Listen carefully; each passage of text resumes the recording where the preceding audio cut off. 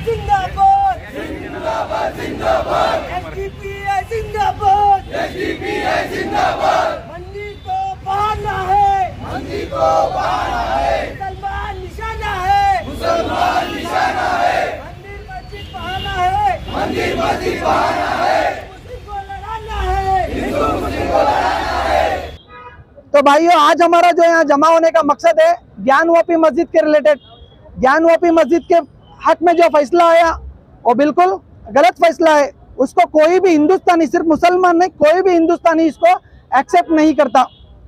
बोलने का मकसद ये है, सिवाय बाबरी मस्जिद के 1947 में 15 अगस्त 1947 के एक्ट के हिसाब से आज़ादी के बाद 1991 में एक एक्ट बनाया गया था और वो सुप्रीम कोर्ट का था। सुप्रीम कोर्ट का आदेश क्या था? जो भी मस्जिद, जो भी चर्च, जो भी मंदिर, जो भी प्रार्थना स्थल है वो अपने अपने जगह पर सेफ है, उसमें कोई इंटरफेरेंस नहीं होगा बोलकर, उनमें चेंजेस नहीं होंगे बोलकर ये बाकायदा सुप्रीम कोर्ट का आदेश है।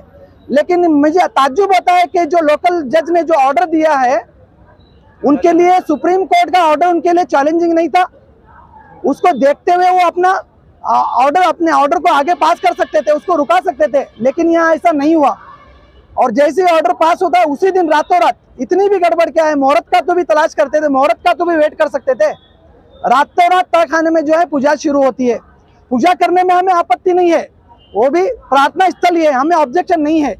प्रार्थना स्थल आके मस्जिद में घुसकर है जबरदस्ती, ये कैसे है? और एक दिन नहीं, 2 दिन नहीं, आज अगर कोई प्रॉपर्टी या कोर्ट में मामला जाता है तो पोजीशन किसका है कोर्ट पूछता है। 400 साल से वहां पर क्या है, नमाज हो रही है बाकायदा, 1 नहीं 2 नहीं 400 साल से, और अचानक डिसीजन होता है और नीचे से जाकर लॉक तोड़कर वहां पर पूजा हो जाती है। पूजा में मैं जैसे पहले बताया, हमें ये नहीं ऑब्जेक्शन नहीं है, लेकिन जो रास्ते से की गई है गलत रास्ता इख्तियार किया गया है। वहां की मस्जिद, ज्ञानवापी मस्जिद ने सुप्रीम कोर्ट को अप्रोच किया, लेकिन सुप्रीम कोर्ट वालों ने क्या किया, हाई कोर्ट थ्रू आओ।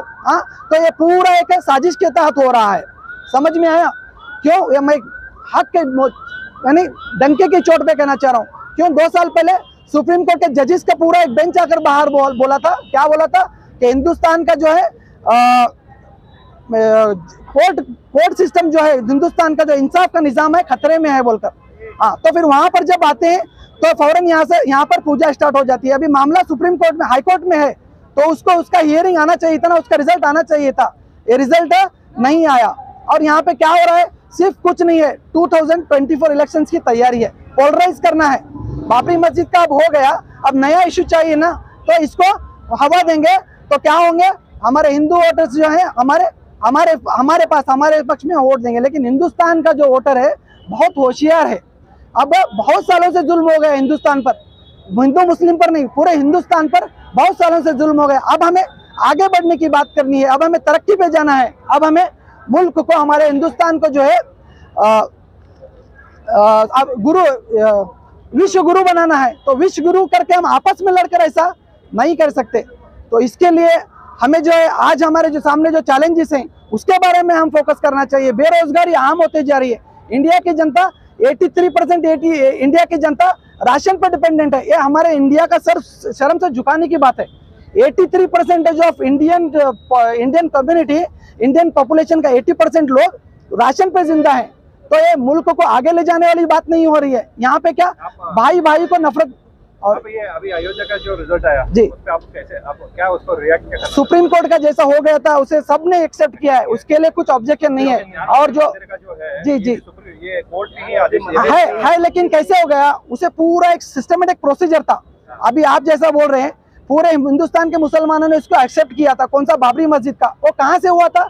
सुप्रीम कोर्ट से ऑर्डर डिलीवर होने के बाद में हो गया था। लेकिन ये क्या हुआ, लोकल कोर्ट से, लोकल कोर्ट के आदेश पे इतना सब हो रहा है। इसके आगे और प्रोसीजर है, हाई कोर्ट है, सुप्रीम कोर्ट है, उसके बाद में जो आएगा वो देखा जा सकता है। वो अभी किसी के पक्ष में नहीं आया है ऐसा लगता है, वो सिर्फ पूजा करने के लिए वो वही ना, अभी पूजा बोले तो वही हो गया ना। अभी पूजा बोले तो एक तरफ से अथॉरिटी दे गए जैसा हो गया ना।